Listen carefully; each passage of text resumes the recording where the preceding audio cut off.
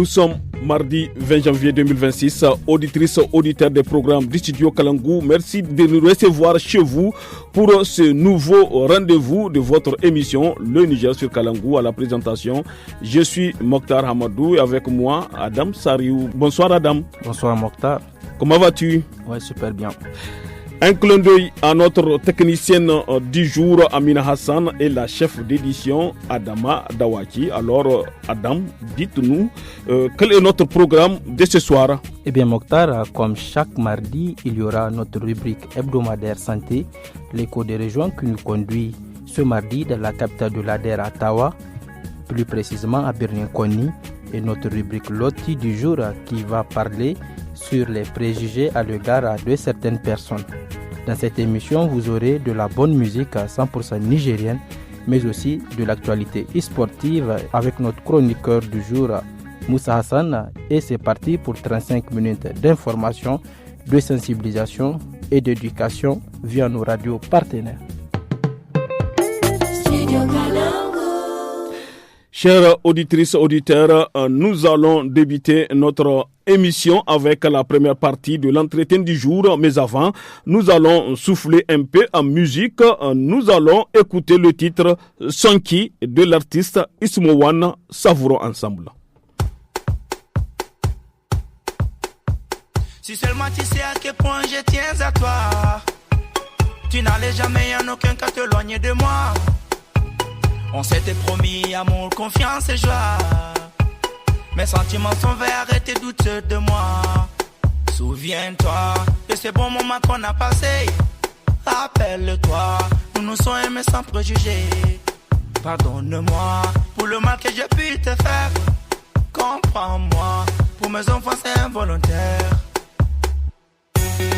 Yaringa son qui Kontada Ankaliki. Nous sommes avec l'artiste Ismowan et son titre Sonki. De son vrai nom, Ismaël Diallo, c'est un artiste musicien nigérien aujourd'hui basé aux États-Unis. Il est considéré comme une des figures importantes de la musique moderne nigérienne.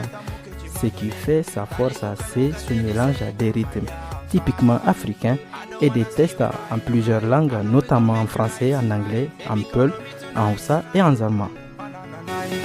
Baby, call on me tonight. Oh, na, na, na. I don't wanna see you cry. You know I need you every day, every day, every day. I wanna be with you every night, every night, every night. Baby, you can call me anytime, anytime, anytime. Oh, no, be my girl. Baby, je ne vois que toi. Une information importante pour les fans de Ismowan. Sachez qu'il y a quelques heures, l'artiste a publié sur ses réseaux sociaux qu'il est de retour à Niamey, certainement pour profiter de ses vacances.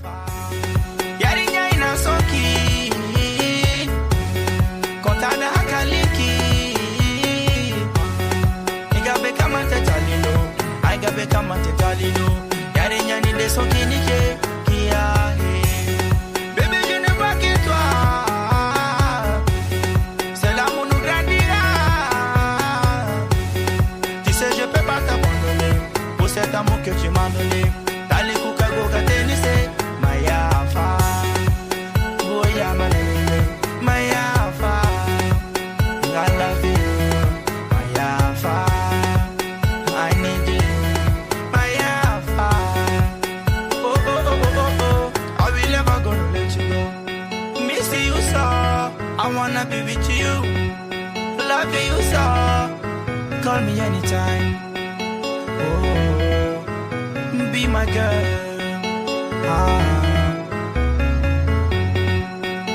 Oh na na na, yeah. Oh oh oh oh oh oh. Love you so. À présent, revenons au studio Soumana Amadou pour écouter notre entretien du jour Il est essentiellement question des faits de brousse qui deviennent de véritables sources de préoccupation au Sahel, n'est-ce pas Mokhtar? Et oui, Adam, cette année encore, les faits de brousse ont occasionné la destruction d'importantes quantités de fourrage dans plusieurs enclaves pastorales au Niger. Les associations pastorales se mobilisent pour la sensibilisation des communautés sur les conséquences de ces feux de brousse, mais aussi sur la disponibilité d'aliments bétail à temps, selon le président de l'association Nod Noto Adezen, Haruna Abarchi. Haruna Abarchi, bonsoir. Comment les associations pastorales abordent-elles le phénomène de la récurrence des feux de brousse dans les zones pastorales du Niger?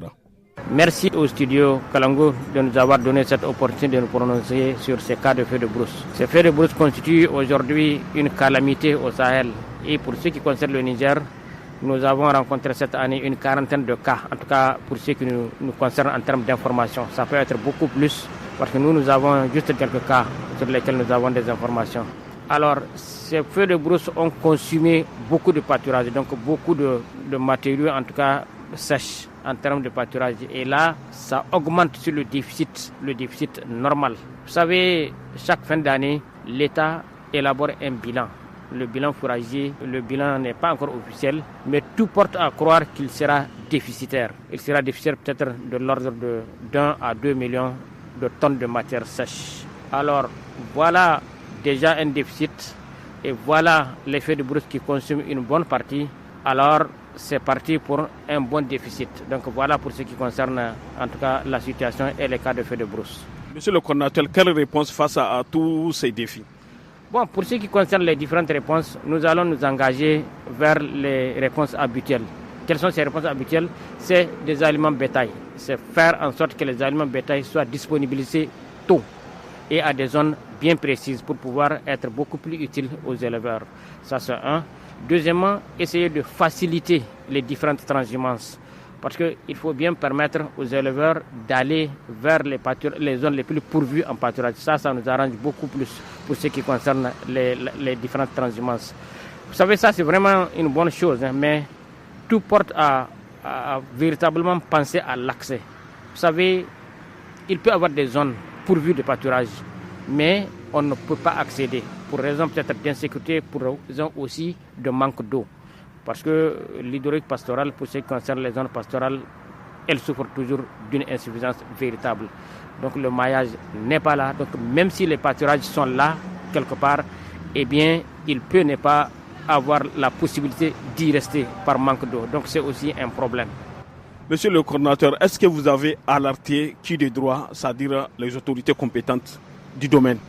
Oui, pour ce qui concerne en tout cas les différentes informations, nous le disons dans toutes les réunions dans lesquelles en tout cas nous avons toujours été avec les différentes autorités et elles-mêmes sont au courant parce que comme je vous dis, il y a un bilan déjà normalement qui devrait être officiel bientôt et il y a aussi les différentes réflexions en termes de stratégie et déjà les stratégies ont commencé parce que on nous dit que la vente à prix modéré des aliments bétail a commencé dans certaines zones. Donc déjà, c'est un pas vers une réponse à ces différentes crises.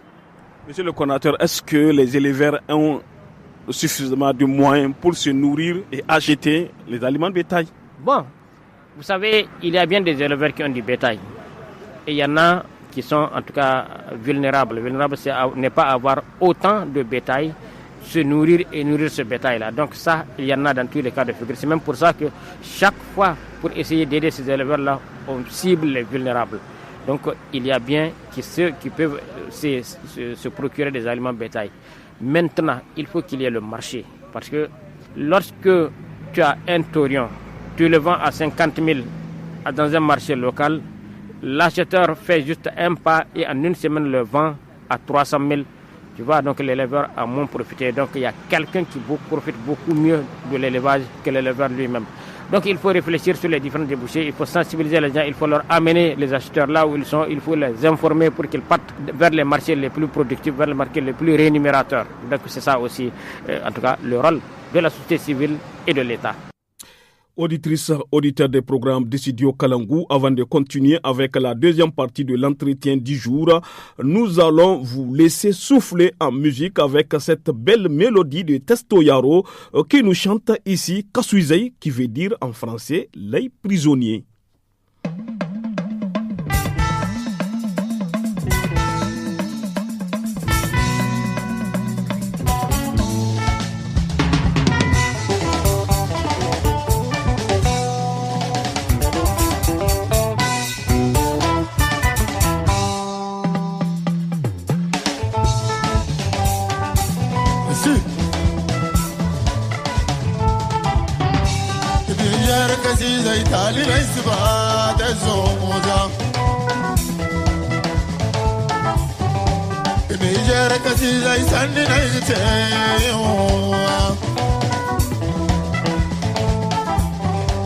Niger kasora salli bobo ya golo chindo tali ligate mo chindai siyasa sannini gidi chindai mo wanda wani sa laino chindai mo fari wani sa laino chindo mo kurnya ligi waye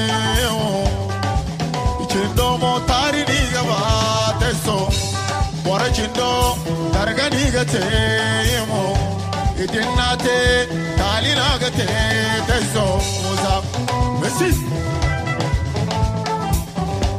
Niger kasi zai talina isba teso moza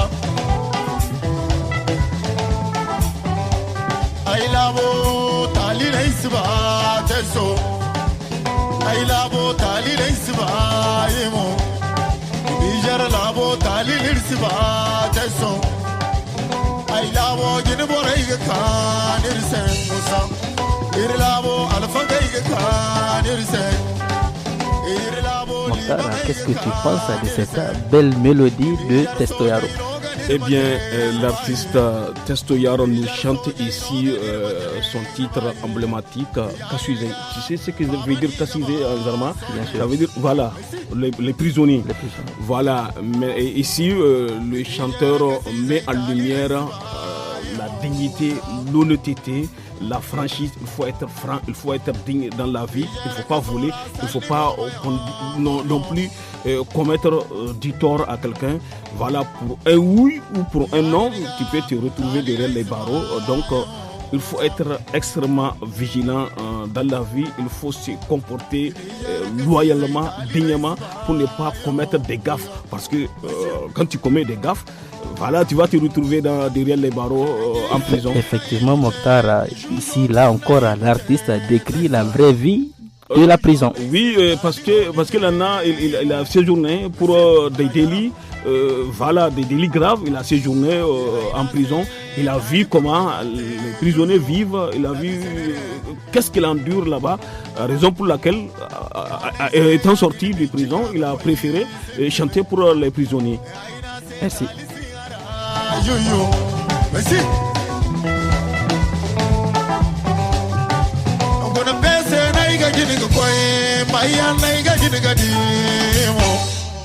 Resara balla no ga dai mate ai baye Messi ita so sirve tali dai sibaye mo Messi chef de poste no ga dai mate ai baye wali soja tali dai sibaye mo abar si soja sir no na jelwe abar si soja no ga dai mate ai baye banaga dai ga bai masa loye ibu marcos tali dai siba teso gaso baki sina no na jelwe gaso baki no ga dai mate ai baye amma banaga dai ga bai masa loye musa sarwame nai ga gidigadi teso si sarki idrisa nai mate ai bai sarki idrisa sarki idrisa nai mate ay bayi sarki baba kasko salusi dai mate ay bayi rimbo apeler tali nei siba rimbo amma boy ma tali nei siba amma alfa chiyo no ga nei mate ay bayi alfa kuba. Revenons au studio pour écouter notre seconde partie de l'entretien de ce soir avec le président de l'association Nodé Noto A2N, Aruna Abarchi, qui est aussi revenu sur les efforts des associations pastorales pour la prévention des faits de brousse, mais aussi la promotion de certaines valeurs telles que la paix, la tolérance, la coexistence pacifique entre agriculteurs et éleveurs. Il est toujours au micro de Mokhtar Hamadou. Monsieur le coordinateur, dans la plupart des cas, ce sont les agents des eaux et forêts qui lancent l'alerte, qui sensibilisent sur les dangers que représentent les feux de brousse dans les zones pastorales. Y a-t-il une synergie d'action entre les associations pastorales et les agents des eaux et forêts? Oui, parce que vous savez, toutes les associations pastorales travaillent, en tout cas contribuent aux efforts de l'État. Et l'État, c'est un tout. Il y a l'élevage, l'environnement, l'agriculture, tout le monde, tous ces différents ministères, toutes ces différentes désagrégations des différents services. Nous travaillons ensemble parce que très souvent, en cas de feu de brousse, ce sont les éleveurs qui sont directement informés et qui informent l'élevage, qui lui aussi informe l'agriculture. Parce que très souvent, les éleveurs de la brousse ont moins de contact avec les agents des eaux et forêts. Ils ont plus de contact avec les agents d'élevage. Donc ça constitue en tout cas une sorte de courroie de transmission. Pour ce qui concerne les associations d'éleveurs, nous travaillons vraiment avec les organisations et les services de l'environnement. Pour ce qui concerne la protection de ces pâturages-là, mais aussi les différentes sensibilisations par rapport à la coupe de bois pour pouvoir comprendre les gens, pour pouvoir sensibiliser les éleveurs comment couper les arbres pour pouvoir ne pas aussi abuser beaucoup sur ces éleveurs-là lorsqu'ils coupent les arbres. Existe-t-il une collaboration entre agriculteurs et éleveurs pour éviter les conflits? Oui. Vous savez, au Niger, par exemple, 87% de la population fait de l'élevage. Donc, même si c'est eux seulement, sans les 13% qui font la même chose, alors il y a donc une bonne coordination, une bonne collaboration. Toutefois, il ne faut pas le nier, il y a souvent des couacs, il y a souvent des mécontentements qui arrivent. Et ça a tout le temps été géré parce qu'on ne peut pas vivre sans les conflits. Malheureusement, il y a tout le temps, dans tous les domaines, en tout cas, les divers conflits que nous rencontrons. Et on a coutume de dire que même la langue et les dents se frottent souvent. Donc ça, il y en a. Mais heureusement, on a des textes, on a des outils pour lutter contre tout ça là, par rapport à l'aménagement futur, comme la loi pastorale et d'autres textes qui sont là, qui gèrent les différents conflits, qui sensibilisent, qui préviennent et qui gèrent. Donc ça aussi, il y en a. Quelles sont les dispositions que vous êtes en train de prendre de concert avec l'État pour que l'aliment bétail soit accessible aux éleveurs? Oui, les différentes stratégies, les différentes réflexions que nous avons avec l'État, c'est d'identifier ensemble les zones dépourvues en pâturage. C'est de les aider à accéder facilement à ces zones-là. Donc ça, c'est déjà une bonne chose. Maintenant, au niveau des différents ciblages, parce que ça, c'est le ciblage géographique. Maintenant, le ciblage proprement dit des différents bénéficiaires, là aussi, on est chaque fois impliqué pour toutes les réflexions par rapport à l'élaboration des critères, le nombre de sacs, tout ça, là. Donc, les différents besoins. Les prix, donc, sont déjà arrêtés, malheureusement, sont déjà arrêtés. Mais pour ce qui concerne vraiment ces prix, nous pensons que c'est vraiment bon en termes de prix. Parce que jusqu'ici, les sacs de 50 kg est vendu à 5 000 francs pour ce qui concerne le tourteau et pour le son de blé 4 000 francs. Donc c'est vraiment bon pour ce qui concerne les prix. On avait déjà réfléchi en amont depuis 10 ans sur ces prix-là et on les a arrêtés ensemble et jusque-là ils n'ont pas changé. Monsieur le coordinateur, on vous remercie. Merci beaucoup.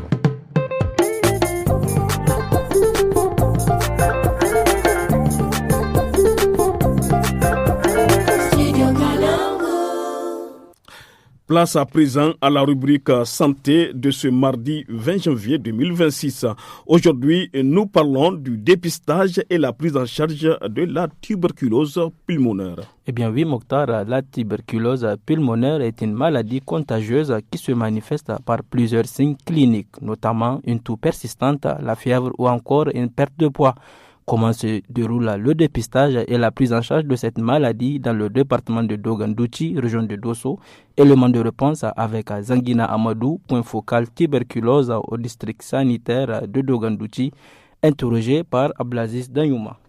Comment reconnaître la tuberculose? On parle de cas présumés ou de cas suspects. C'est un client qui se présente à vous et qui dit qu'il y a une toux supérieure à 2 semaines. Il est en train de tousser pendant 2 semaines. Et cette personne-là, vous dit que chaque nuit, elle a le corps chaud, de la fièvre. Et vous allez constater que la personne maigrit aussi, où il y a un manque d'appétit. À un stade avancé, la personne a une dyspnée gène respiratoire. Quand elle marche quelque part, elle est essoufflée. Et on dit que c'est un cas suspect ou un cas présumé. Si à l'issue du dépistage ou de l'examen, les résultats sont positifs, comment se fait la prise en charge de la maladie? Quand la personne se présente dans une formation sanitaire, avec l'entretien, lui le clinicien, donc le major de CFCSI, en l'occurrence, il va établir un bulletin pour faire un examen. Et c'est l'examen qui confirme, un examen de crachat qui confirme que la personne a la tuberculose. Les gens se présentent, il y a beaucoup de dépistage. Et je vous rappelle que le traitement est gratuit et même l'examen de crachat, la recherche, elle est gratuite. On a des relais qu'on a formés qui font la recherche et l'orientation de ces patients-là. En réalité, ces relais-là nous aident. On collabore avec eux pour pouvoir dépister le malade. Parce que le malade, quand il est dans la communauté, il est susceptible de contaminer d'autres. Est-ce qu'il y a un système de suivi des malades? Un malade, quand on le dépiste, s'il ne veut pas rester, il y a un CSI à côté. On lui dit d'aller au niveau du CSI, même pour le suivi, pour faciliter. Parce que, par exemple, les gens, vous savez, il y a d'autres qui ont des problèmes de transport ou autre chose. Lui, le CSI peut commander des médicaments à partir du CDT pour suivre ces patients-là. Mais il y a une chose, chaque fois, il y a un contrôle qu'il faut faire pour la qualité du traitement. Il y a un examen de 2e, 5e et 6e mois, fin de traitement. Quand le malade fait 2 mois, il doit revenir au laboratoire pour faire ce contrôle-là. Ou c'est un CDT. Par exemple, pourtant c'est un CDT. Donc, aussi c'est un CDT. Il peut aller là-bas pour faire son contrôle, pour voir comment ça marche le traitement. Il y a un contrôle aussi de 5e et de fin de traitement. Et c'est en fonction de ces trucs-là qu'on peut dire que le malade est guéri. C'était la rubrique santé de ce mardi 20 janvier 2026. Chers auditeurs, place à présent à l'écho des régions qui nous amène cette semaine dans la région de Tawa, plus précisément à Birninkwani, n'est-ce pas Mokhtar? Et oui, Adam, nous abordons la question d'Inadi, c'est-à-dire comment attacher le turban. Pas n'importe qui, mais du jeune marié lors de la cérémonie. Mais attention, ce n'est pas tout jeune marié qui a droit à cette expérience. Il faut d'abord jouir de certains privilèges. Et c'est ce qu'explique Alhaji Moussa, chef des coiffeurs traditionnels à la cour du chef de canton de Birninkwani. Il est au micro de Fanta Shamsou. Naɗi inda na ango na arme ɗan sarki na wanda ya shahi sarauta shi na aka faɗa ma sarki yau wani ango to sai shi kai magana wajen marahon sarki shi aka wankin ɗan sarki gida ne sarki shi na ba da riga da wando da taggo da rawani da hula sai a taicen gidan maraha a yi naɗi. To shi naɗin na ana nihin kamar shi angon ya shiga wani matsayi ko kuma menene? To shi lalle ya shiga wani matsayi kuma sai ɗan sarki aka washi wanda ya shayi harkar sarauta kenan duk wanda ke ga an naɗa ma rawanin nan na anganci ko naɗin sarauta ana yi mai. To shi wannan naɗin ne tarihin shi? An samu tarihin shi daga al'adar su ta su 'yan sarki. Dan ɗan talaka ba a yi mai wannan naɗi. Ai mai naɗi yannan naɗi aka gabatar su a kire malamai su yi addu'a yan an kai shi kenan sai a ci gaba da al'adodin gidansu to ya danganta duka sana'ar da akwai ta gidan sarki masu gangun masu yi nasu mabusa su yi nasu yannan masu kotso su yi nasu halar da agare mu nan yannan a kire masu kalangin ne su yi nasu kiɗi yannan a kire mai goge shi nashi aiki duk abubuwan da aka kiɗa ma sarki lokaci ko ne ana ba shi lokacin da zai zakwa shi jinjina ma wannan ango in akwai kirarin da zai shi mai kirari ne haka nan na adam wata ki ta wanke ango. To wane ne ke yin naɗin? To ga ada dai a ce wanda za shi ma sai sarkin aski na sarki shi ka zakwa don shi ke san duk abin da ya shahi kai ya zan shi sarkin aski shi ka kula da shi to shi aka sa shi wannan aiki amma akwai masu naɗi da dama yan an yi amma dai sai an babu sarkin aski nan. To shi sarkin aski kuma bari in karkato wannan tun daga muri ga ku shi sarkin aski ne matsayin shi a cikin masarauta? To sarkin aski wadda kici haka nan na shi ya zama askina na sarki shi ke kula da kan sarki kenan matsayi ne ko shi ba saraki na hakan ga cikin hada sarkin kwanne shida na nashi talakawa na shi kulawa da su garuruwa hakan da kuma cikin birni duk wanzami karkashi ne shi dole sai wanzami ake ba ma sarkin aski ko ta sai wanzami sai wanda ya gadi wanzamci ko ka iya aski kana iya zamanto ka gadi sarauta baka iya sana'a ba amma muhimmancin ta wanda ya gade ta ya iya kuma kowace irin sana'a wadda ta shahi harkar wanzamci shi ya dace a ba sarkin aski.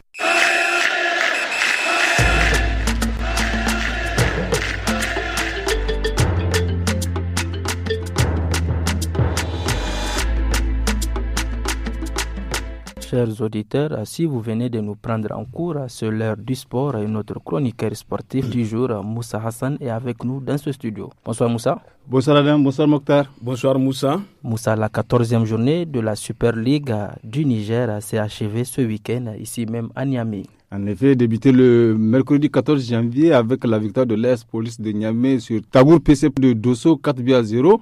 La 14e journée a été très serrée entre les équipes. Renaissance et ASGNN ont fait match nul 0-0 ainsi que AS UAM et AS ZAM 1-1. Le Sahel SC a battu l'AS Nigelec 2-1. Olympique FC JST 0-0. Liberté FC Espoir 0-0. USJN a battu l'AS Fan 2-0. Moussa, et la 15e journée de cette Super League débute quand? La 15e journée commence, Inch'Allah, avec un match alléchant entre l'AS ZAM et AS Tabour le vendredi 23 janvier 2026. Deux équipes qui tenteront chacune de gagner des points pour combler le gap de la 14e journée. Et le même jour, Renaissance croisera le fer avec l'AS Nigelec. Le samedi 24 janvier, il y aura AS Fan Urana, AS Douane USGNN, Espoir Olympique FC et JST Liberté FC.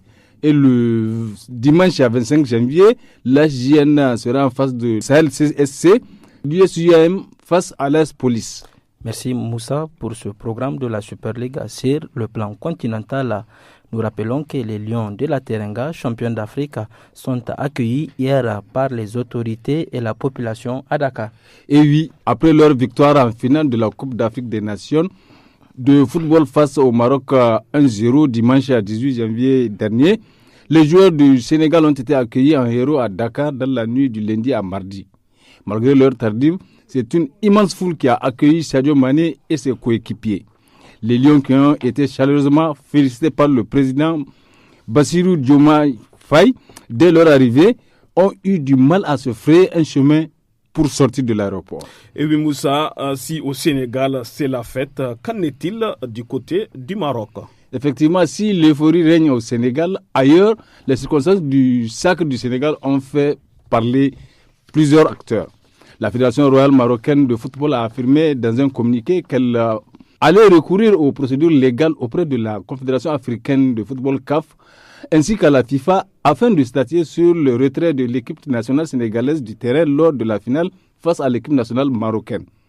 Hier, le président de la FIFA, Gianni Infantino, a lui aussi condamné ce qu'il a appelé des scènes inacceptables lors de la finale de cette CAN 2025. Et chers auditeurs, c'est la fin de ce numéro de sport. À demain pour d'autres informations sportives. Bye bye. Merci beaucoup Moussa Hassan pour toutes ces informations sportives. Et maintenant, place à la chronique Loti de ce soir. Et dans cette chronique, on parle des préjugés envers des personnes. Rakia Arimi et Fanta Chamsou nous entretiennent sur le fait d'avoir des jugements hâtifs envers une personne. Écoutons-les. Matsukiji. Hey! Matsukiji.